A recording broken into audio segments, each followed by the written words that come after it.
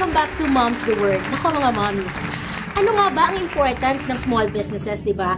Ang matitip ko lang sa inyo, nako, alam nyo po, ang mga nanay ngayon, very practical. Lalo na kahit nasa bahay ka lang, it's important na meron tayong kahit konting income. And syempre sa mga estudyante ngayon na gustong kumita kahit papano, marami dyan. Alam nyo po, actually, malaking bagay kahit nga ice candy lang, marami may kikitain ka na doon, di ba? What else? Paggawa ng siomay. What else? Siopaw, puto-paw, or whatever, or soap making. Ang dami na po dyan. Pero ang isang masasuggest ko lang talaga sa inyo is kung ano po yung hilig nyo, kung ano yung talagang craft nyo, dun tayo, kumbaga, para mas mag-excel tayo. Kumbaga, mas maganda ang product natin. So, kung hindi kayo magluto, why not? Kung meron kayong masarap na tocino or, sa family nyo, meron kang recipe na talagang masarap na, let's say, relleno or what, bakit hindi natin i-offer, di ba?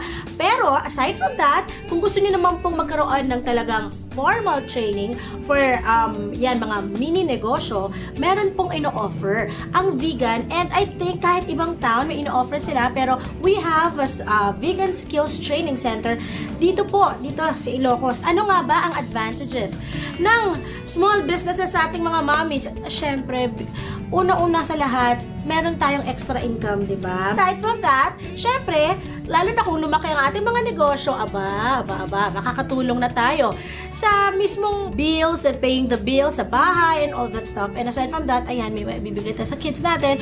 And, well, generally, masarap lang ang feeling talaga na, alam mo yon, kumikita tayo, hindi yung nasa house lang tayo, sayang naman yung oras. And aside from that, mga mommies, ay nako, for sure, pag nakikita tayo ng mga kids na, ayan, medyo may konting negosyo, ganyan, in a way, lalo na ngayong summer, natutulungan natin sila at natuturuan natin silang magnegosyo o kumita ng pera, di ba?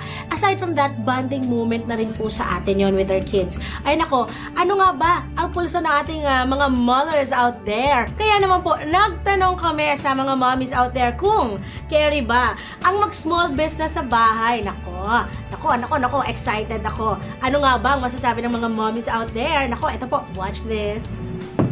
I would like to encourage yung moms out there to start a new business. Maski maliit lang po, magsimula tayo sa maliit, and then eventually, as time goes on, malay nyo, lumaki siya. Tiyaga lang po, tsaka dapat po, i-love natin at i-enjoy yung work at kung ano yung business na pinasok natin. And hopefully, pagka napagtiyagaan natin at pag minahal natin yung trabaho natin at yung gawin nating hobby just for fun, and at the same time, kikita tayo. Like for instance, for example, ako po, sa amin po, nagsimula lang po kami sa maliit na puhunan, sa maliit na tindahan, hanggang sa awa ng Diyos, medyo lumago naman po siya. Tiyaga lang po, sipag at tiyaga. Yun lang. As mother, syempre siya no daduma, adumo ti trabaho tayo ti opisina, so nga dumahan tayo masangsango ti kiti anak tayo.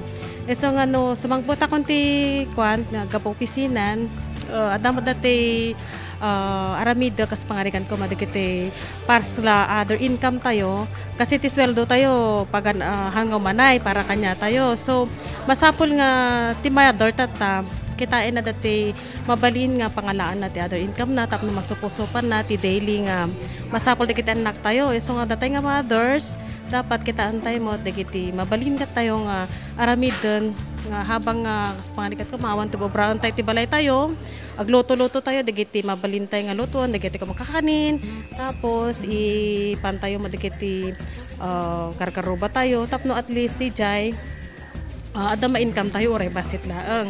Tapos mot datuma dati daref tayo kuno ko mabalin tayo mat nga tata napudot summer, so nga masapol nga garamid tayo mat dati mabalin nga para summer aglako tayo ti halo-halo, garamid tayo ti ice candy, huno ice.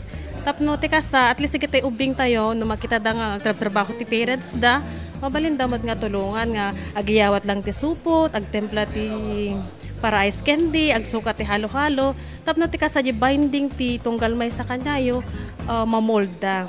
Ken may pasagupsup ka dagiti anak tayo nga tiriga ti panagbiag. Tapno agtrabaho da, basa da kanalaing, tapno matutulungan da ti parents da.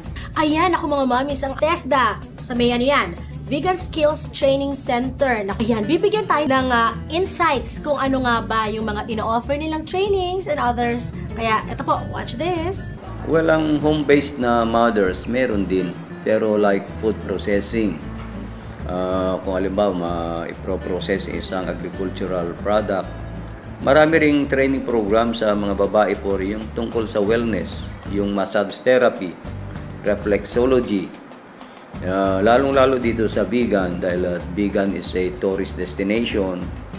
Duma, reflexology, nabannog katikwa or massage therapy, we are training that. Maraming nag-graduate na rito because sabi nga ni Mayor Medina, you've got to, one way to support the tourism industry in Ilocos is to have this kind of well-trained women workers. Ito na-certify yung mga ito. When I say dumaan sila sa assessment and certification at nabigyan sila ng certificate of competency, yung certificate of competency yan ay nire-recognize ng iba't ibang bansa. Well, dagitay po nga akong kunatayon nga dagitay kagababaihan sa andalayangan nga ang masapol nga agyan iti unek ti balay. Those were the days na dagitay lalaki ket agtrabaho da, mapanday jay opisina, mapanday ti pabrika, itatana po intero nga sangalubungan. Dagitay babaeng ket talagang they are now seeking employment. Kaya't naman di makatulong, tulungan dan ti lalakay da, tapno aglalalo nga pumintas ti panagbiag ti pamilyada. And there are many programs nga ititesda, sala yung ititesda, tapno dagiti babae kat matulungan da mo ti pamilyada. So, etong sinatawag nating soft skills na duma. Soft skills. Dagiti skills talaga ngamin nga talagang para kadagiti babae. Ngayon, saan naman nga kahit nga sawan nga dagitay kababaihan, saan na nag-training ti hard skills. Ano kasi automotive, mechanics, welding, duma di babae kat nalaling pa yung ag-welder. Agbal nga may isang welder, hindi may isang lalaki. Tadya pulso, ti paano. Di lalaki, no, after so many years ka, no, ag-welding. Kaya no, ti malpasen ti trabaho ti malam, ti tendency ti may sa lalaki uminom igaman na di jay nalamiis nga baso ngayon di babae agawin nga dagusan di jay balayda asikaswin naman nun di jay na pamilya na so di jay pulso di kahit nangasawan maapektaran kahit overtime maapektaran di jay na panag-welding ti may sa lalaki at tinapintas nga welding dito kasla kaliskis ti ikan ti kita na continuous awan bukol but no tapi awan une pulso mon ag rurutong di jay wamon o grinder mon rigat so kita po nga babae madadaan lata apo ti TESDA nga tumulong kada kayo tay sumat nga ron ti mesang programa ti TESDA Women in Development, Women in New Trades saan laing nga ti kasgagangay mga panagsana yon nga qualification no training anyaman dita nga pag nga kahit yung pagtrainingan nakabaylan nga ited ti TESDA wenno dagiti partners ti TESDA so di po tulungan tayo ket no ti bagbagi tayo ket ti TESDA adamad latta nga madadaan nga mangtulong kada kayo babaen iti kabaylan na